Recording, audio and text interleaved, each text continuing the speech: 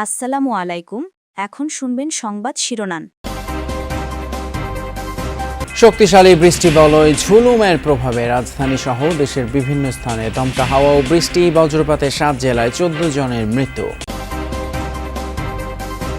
সচিবালয়ে সুউচ্চ ভবন নির্মাণের প্রস্তাব আবারও ফেরত পাঠালেন প্রধানমন্ত্রী। রূপপুর পারমাণবিক কেন্দ্রে ইউরেনিয়াম লোড শুরু মঙ্গলবার। হামে আরও 8 শিশুর প্রাণহানি, মারা যাওয়াদের অনেকেই সঠিক সময়ে পায়নি টিকা। ঢাকার হাসপাতালগুলোতে বাইরে থেকে আসা রোগীর চাপ। ফ্লোরিডায় 2 পিএইচডি শিক্ষার্থী হত্যার তদন্ত এবং বিচার চায় ঢাকা। হরমুজ দিয়ে বাংলাদেশি জাহাজ চলাচলে আর সংকট নেই, দাবি প্রতিমন্ত্রীর। আসসালামু আলাইকুম। এতক্ষণ দেখছিলেন সংবাদ শিরোনাম, এখন দেখবেন বিস্তারিত। শক্তিশালী বৃষ্টি বলয়ের প্রভাবে দেশের বিভিন্ন স্থানে ঝড় বৃষ্টি হয়েছে। তপ্ত জমিন শীতল হলেও আকাশ ভেঙে নামা বৃষ্টিতে ভোগান্তিও পোহাতে হয়েছে রাজধানীবাসীকে। রোববার বিকেলের পর ঢাকার বেশিরভাগ এলাকায় শুরু হয় মুষলধারে বৃষ্টি। কালো মেঘের আধার নেমে আসে। ঘণ্টাখানেকের বৃষ্টিতে তাপমাত্রা নেমে আসে অনেকটাই। হঠাৎ বৃষ্টিতে কিছুটা বিপাকে পড়তে হয় অফিস ফেরত মানুষদের। কোথাও কোথাও বৃষ্টির পানি জমে তৈরি হয় জলজট। সামান্য ভোগান্তি হলেও তীব্র গরম থেকে মুক্তি মেলায় স্বস্তি প্রকাশ করেছেন সবাই। আর স্বস্তির এই বৃষ্টিতে চলমান হিট ওয়েভ কমে যাবে বলে জানিয়েছে আবহাওয়া অফিস। বৃষ্টি হতে পারে আগামী কয়েকদিন। আজও আগামীকালের ভিতরে যে চলমান যে হিট ওয়েভ আছে এটা অনেকটাই শেষ হয়ে যাবে। আর যেহেতু বৃষ্টি ইতিমধ্যে শুরু হয়েছে, আমরা যদি বৃষ্টি রেকর্ড দেখি লাস্ট 24 ঘন্টা, গত রাত্রে সর্বোচ্চ বৃষ্টি হয়েছে 127 মিলিমিটার রংপুরে, এছাড়া দিনাজপুর, সৈয়দপুর এইসব জায়গাতে বৃষ্টি হয়েছে। প্রচণ্ড গরমে স্বস্তির বৃষ্টির মাঝেই বজ্রপাতে 7 জেলায় নিহত হয়েছেন 14 জন। এর মধ্যে গাইবান্ধাতেই চাচা ভাতিজা সহ প্রাণ গেছে 5 জনের, আহত হয়েছেন আরও 2 জন। বিকেলে হঠাৎই বৃষ্টি নামে দেশের বিভিন্ন জেলায়। বজ্রপাতে ঘটে প্রাণহানির ঘটনা। নিহতদের মধ্যে কয়েকজন কৃষক। তীব্র গরমের পর দেশের বিভিন্ন জেলায় স্বস্তির বৃষ্টি, তবে এরই মধ্যে কয়েক জেলায় বজ্রপাতে ঘটল হতাহতের ঘটনা। গাইবান্ধার সুন্দরগঞ্জে বিকেলে বৃষ্টি নামে।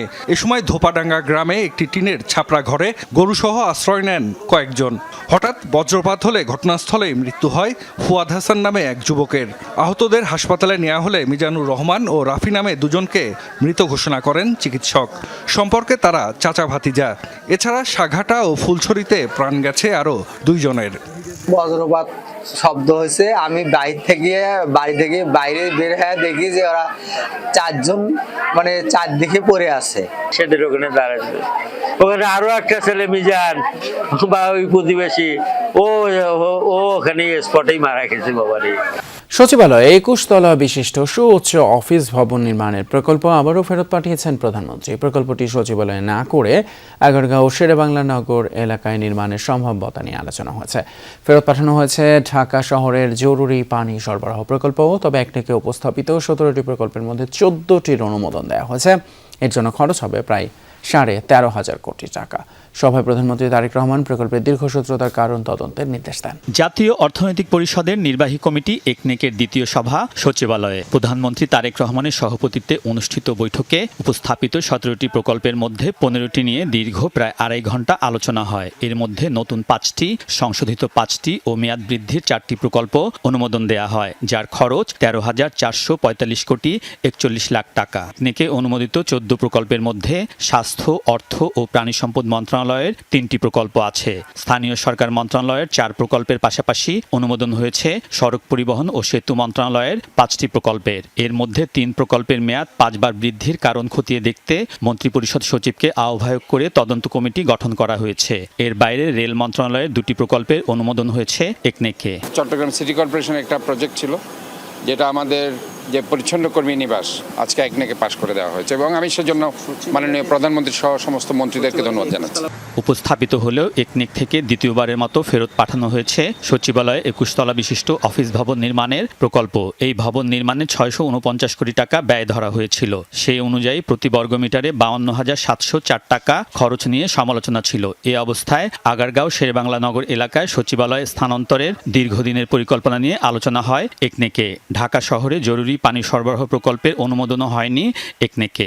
চিটাগংয়ে মুসলিম হলের একটা প্রকল্প ছিল, সেটা আগামী একনেকের মিটিংয়ে আসবে। এর বাইরে যেটা সচিবালয়ে যে বিল্ডিংগুলো আছে, যেটা আপনার 21 তলা বিল্ডিং, যেটা প্রতি ফ্লোরে প্রায় 30,000 স্কোয়ার ফিট, এটা চিন্তাভাবনা করা হচ্ছে যে আগারগাঁওতে সেটা নিয়ে যাওয়া যাবে কিনা। এবারে হাম পরিস্থিতিতে নজর দেব। হামে আক্রান্ত হয়ে শিশু মৃত্যু থামছে না। গেল 24 ঘন্টায় সারা দেশে আরও 8 শিশুর মৃত্যুর খবর জানিয়েছে স্বাস্থ্য অধিদপ্তর। বিভিন্ন জেলা থেকে আসা রোগীদের বেশ চাপ রয়েছে ঢাকার হাসপাতালগুলোই। চিকিৎসকরা বলছেন, মারা যাওয়া শিশুদের অনেকেই সঠিক সময়ে টিকা পায়নি। মৃত্যুর নেপথ্যে আছে অপুষ্টি আর দেরি করে হাসপাতালে আসার প্রবণতাও। অবুঝ শিশুর এই ভাষা মা ছাড়া আর কি কেউ বুঝতে পারে? হাসপাতালের বারান্দায় কাতরানো আদরের সন্তানকে সান্ত্বনা দিচ্ছেন মা আয়েশা আক্তার। 1 মাস 6 দিন ধরে রাজধানীর সংক্রামক ব্যাধি হাসপাতালে হামের সাথে লড়ছে এই শিশু। এই হাসপাতালে চিকিৎসা নেওয়া শিশুদের মধ্যে সবচেয়ে বেশি সময় ধরে ভর্তি থাকা রোগী সে। শ্বাসকষ্ট দেখা দিছে, কয় নাকি হার্টবিটে পানি জমছে, তারপরে আবার কয় নাকি টিবি হয়েছে। এরকম করতে করতে এখন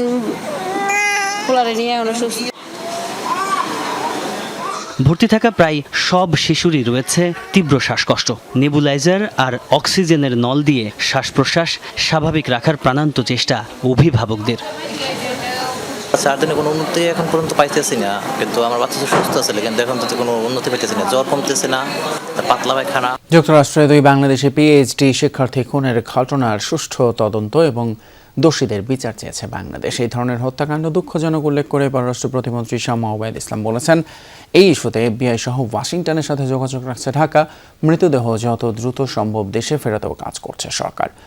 অপর এক প্রশ্নের জবাবে প্রতিমন্ত্রী দাবি করেন, হরমুজ প্রণালীতে বাংলাদেশি জাহাজ চলাচলে আর কোনো সংকট নেই। ফ্লোরিডায় পিএইচডি প্রোগ্রামে থাকা মেধাবী 2 বাংলাদেশি শিক্ষার্থী জামিল লিমন ও নাহিদা বৃষ্টিকে হত্যার দায়ে আটক হয়েছে হিসাম সালে নামক ফিলিস্তিনি বংশোদ্ভূত এক মার্কিনী। জামিলের রুমমেট ছিল সে। উগ্র মেজাজের 26 বছরের হিসাম পারিবারিক সহিংসতা, ট্রাফিক আইন লঙ্ঘন ও চুরির দায়ে আগেও অভিযুক্ত ছিল।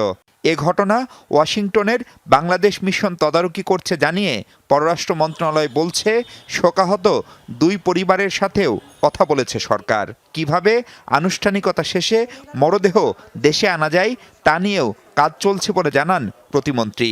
ডেড বডি ফিরিয়ে আনার ব্যাপারে তাদের যে অটোপসি করতে হবে, তাদের যে লিগ্যাল কাজগুলো আছে, এগুলো কমপ্লিট হলে আমরা দেখছি যত তাড়াতাড়ি সম্ভব রিপ্যাট্রিয়েশন করবো। প্রবাসী কল্যাণ মন্ত্রণালয় এটাতে সহযোগিতা করছে এবং অন্যদের জন্য তো আমাদের অপেক্ষা করতে হবে। আমরা ওদের চেষ্টা করছি যে যত তাড়াতাড়ি সম্ভব আনা যায়।